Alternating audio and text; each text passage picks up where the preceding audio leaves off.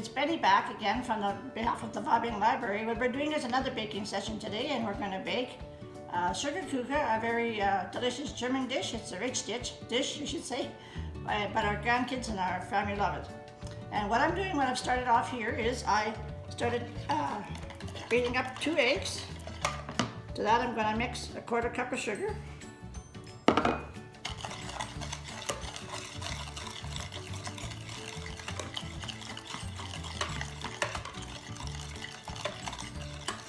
And to that, I'm going to add my liquids next, okay? I'm going to add a cup of cream,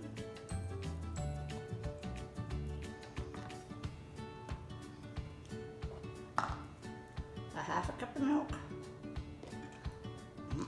what a mess, add a teaspoon of vanilla, and I'm going to mix that up together.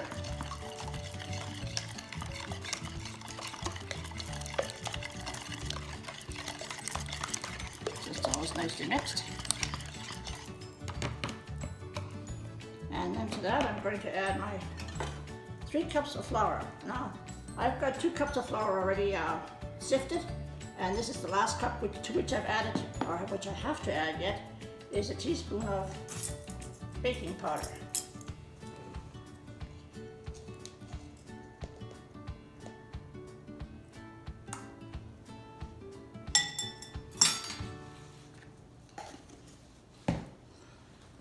This quick, whisk it all together. Like I said, the first 2 cups I already did, whisk them together. Okay, together. Okay, so now we're just going to pour this into here, into my egg and sugar and milk and cream mixture.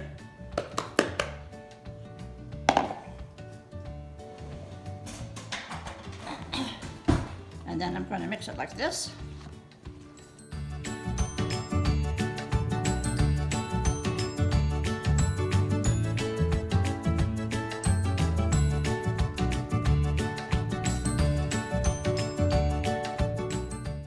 Now what I'm going to do here is I've measured out 3 tablespoons of margarine, or you can use shortening if you want, but I used butter is what I actually used.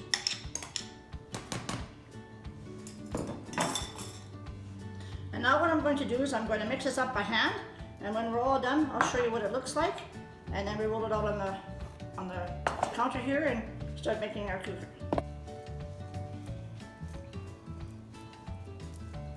What I'm doing now, I took it out of the bowl and I'm going to net it together. It's a little bit too soft. It's a little bit sticky. I'm going to add a little bit of flour to it, but not a whole lot. We've got this much on there. Then I'll put this on the counter to roll it out.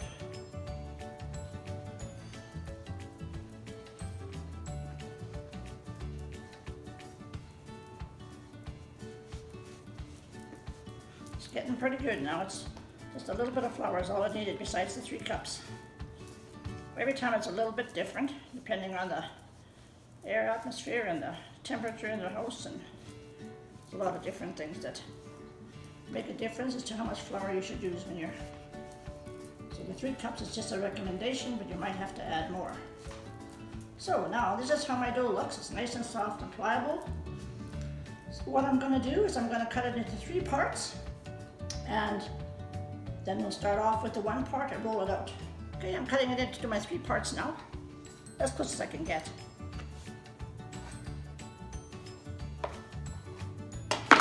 And I'll put 2 of these in there, and this one will start rolling in a minute.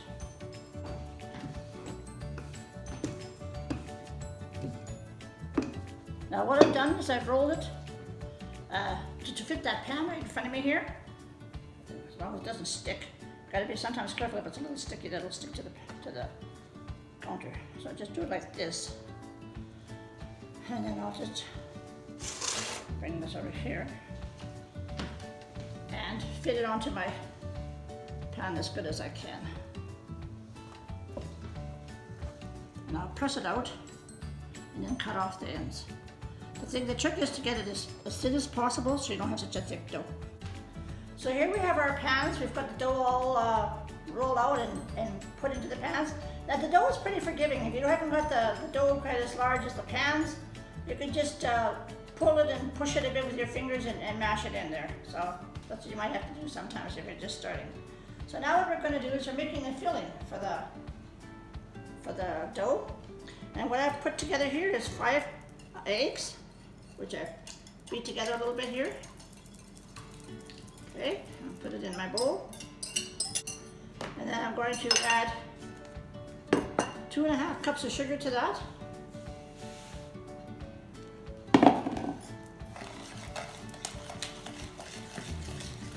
This is like a custard sauce. And meanwhile, I've preheated my oven at 350, I should say. And I'm going to mix this here. The sugar, nice, so it's nice and creamy with the eggs.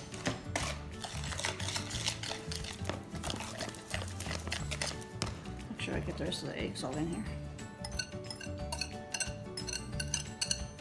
Okay, now I've got 2 cups of cream here.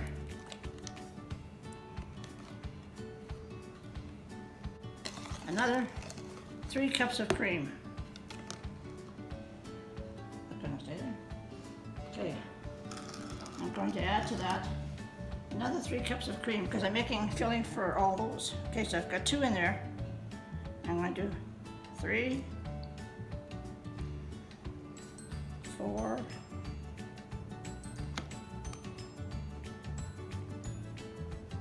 5.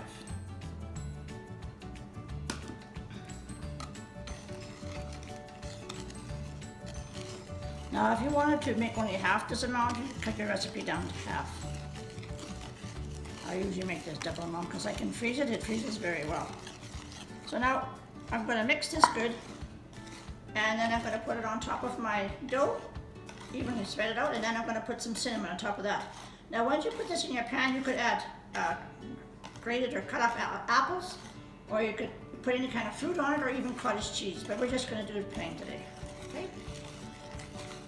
Okay, now what I'm doing is I'm going to be pouring some of this cream and egg and mixture into my, there's like a custard. I've added 2 teaspoons of vanilla to this too. I had forgot to mention that earlier.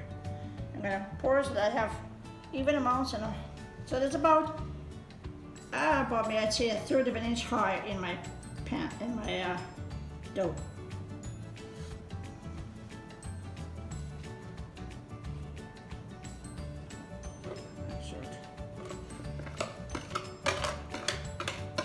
If you run short, you can always add more. The thing is to make it nice and thick and nice, big, thick filling. So what I'm going to add to this now, I'm going to add a little more to this one here. But meanwhile, what I'm going to do is pour my cinnamon, sprinkle my cinnamon on here. Lightly. If you like cinnamon, we love cinnamon. You can put it on as heavy as you like. We quite like it, so we're going to put it on a little more. And I'll finish up the rest. And I'm going to put it in the oven at 350 for probably about 30 minutes in that area. So our cooking is ready. It's been an hour in here for about a half an hour. The main thing is to have the custard that it's starting to set. And as it cools off, it'll slowly thicken up. And it's pretty, you can see it jiggling, so it's set.